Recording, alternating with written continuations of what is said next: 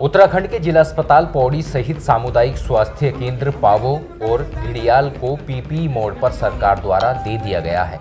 इसके बाद आगामी 22 जनवरी से ये तीनों अस्पताल पब्लिक प्राइवेट पार्टनरशिप मोड पर संचालित होने जा रहे हैं। इन तीनों अस्पताल में पिछले 10 से 15 साल से संविदा कर्मचारी के रूप में अपनी सेवाएं दे रहे कर्मचारियों का भविष्य इन अस्पतालों के पीपीपी मोड पर दिए जाने के बाद अंधकार नजर आ रहा है, जिसके बाद इन कर्मचारियों ने आज जिला अस्पताल प्रशासन का घेराव किया। संविदा कर्मचारी योगेंद्र कुमार ने बताया कि पिछले कई सालों से जिला अस्पताल पौड़ी में अपनी सेवाएं दे रहे थे, मगर अब पीपीपी मोड पर दिए जाने के बाद अस्पताल प्रशासन द्वारा उन्हें 31 मार्च तक ही सेवाएं देने के लिए कहा गया है। लगभग 10 साल हो गए थे नौकरी के, लेकिन जब ये पीपीपी मोड में गया था तो हमारे सीनियर साहब ने कहा कि हम आपको रखेंगे यहाँ पर। लेकिन जब हमें पता चला कि हमें कल ही चला पता कि सीनियर द्वारा 31 जनवरी को जो है हमें एक पत्र मतलब लिखा था कि आपकी सेवाएं समाप्त की जाएगी। जिस उस पत्र को लेकर जब हम सीनियर साहब के पास गए, सीनियर साहब ने हमारी बात डीएम साहब के पास की। तभी जब डीएम साहब ने कहा कि अब हम आपको जो है अग्रिम 31 मार्च तक आपकी सेवा यहाँ देगी। लेकिन हमारा अर्थ है कि जब 31 मार्च पूरा हो जाएगा तो उसके हम कहाँ जाएंगे। तो हम ये चाह रहे थे कि अगर हमारा जो है अगर कोई आदेश निकलता, अगर डीएम साहब हमें ये कहता है कि अगर हम 31 मार्च तक काम करते, हम 31 मार्च तक काम कर सकते हैं, पर लेकिन 31 मार्च तक जो हम जब हमारे पास बजट रहेगा तो हमें कहाँ से मिलेगी। ये सब बड़ा मुद्दा है कि अगर पीपी मोड में अगर हॉस्पिटल चला गया तो हमारे बजट की व्यवस्था कौन करेगा।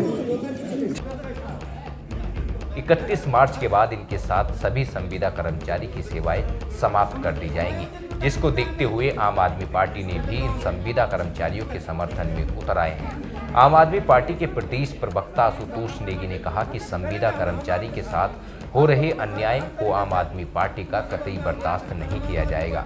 उन्होंने सरकार से मांग की है कि इन कर्मचारियों का विलय इन तीनों ही अस्पतालों में किया जाए, अन्यथा आम आदमी पार्टी सड़कों से लेकर सदन तक उग्र आंदोलन करने के लिए विवश हो जाएगी। इस तरह से आप देख रहे हैं कि ये 30-31 लोग जो हैं, जिसमें सफाई कर्मचारी भी हैं, ड्राइवर्स भी हैं और टेक्निकल स्टाफ है, तमाम लोग हैं।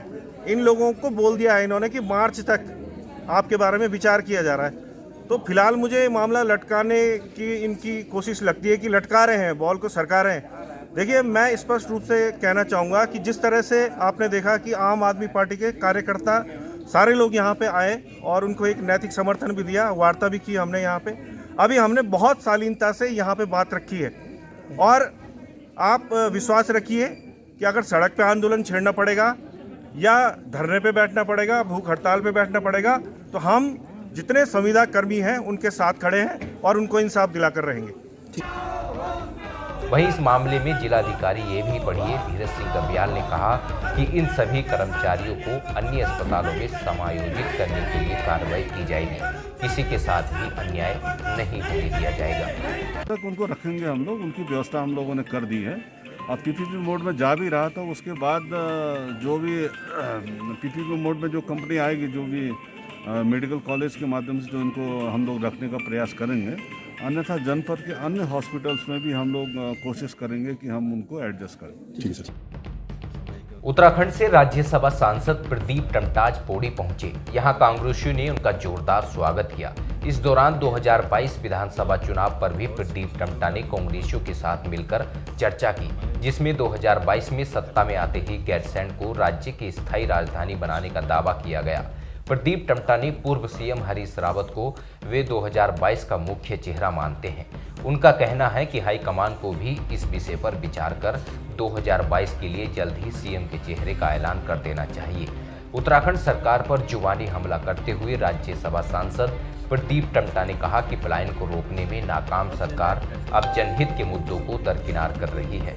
प्रदीप टमटा ने कहा कि पहाड़ों में लचर स्वास्थ्य सेवा में सुधार करने के बजाय स्वास्थ्य सेवाओं को पीपीपी मोड के जरिए प्राइवेट हाथों में दिया जा रहा है, जो जनता के साथ एक बड़ा खिलवाड़ है। उन्होंने कहा कि पीपी मोड का संचालन जिन जनपदों में अब तक हुआ है, वहां भी सरकारी अस्पतालों ने प्राइवेट हाथों में जाते ही दम तोड़ दिया है।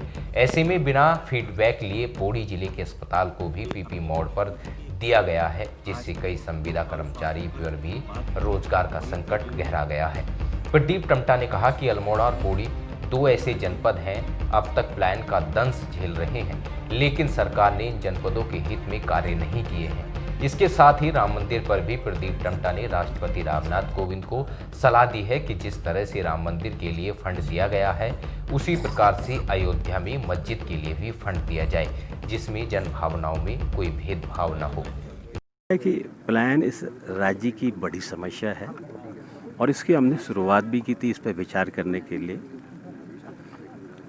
पूर्व मुख्यमंत्री हरीश रावत जी जो केंद्र में कृषि मंत्री थे, असल में हमको ये पूरा विश्वास दिलाना पड़ेगा कि पर्वतीय खेती जो हजारों वर्षों से यहाँ लोग रहे, एक समय मुख्य आधार खेती का, व्यवसाय का, जिंदा रहने का साधन थी।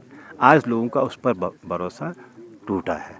तो उस समय शुरुआत हुई थी भारत सरकार से कि पर्वतीय खेती को पुनर्जीवित किया जाए, उसको इतना पुख्ता किया जाए कि उससे लोगों को लगे कि यहाँ पर स्थायी रूप से उसमें मेरा भविष्य हो सकता है।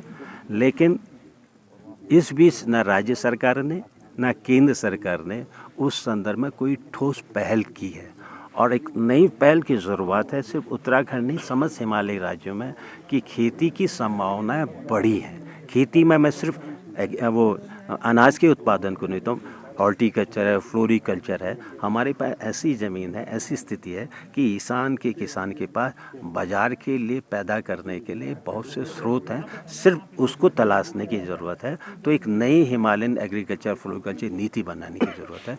इस पर काम नहीं हो रहा है, जिस वजह से पलायन हम रोक नहीं पा रहे। पौड़ी से प्रदीप नेगी की रिपोर्ट।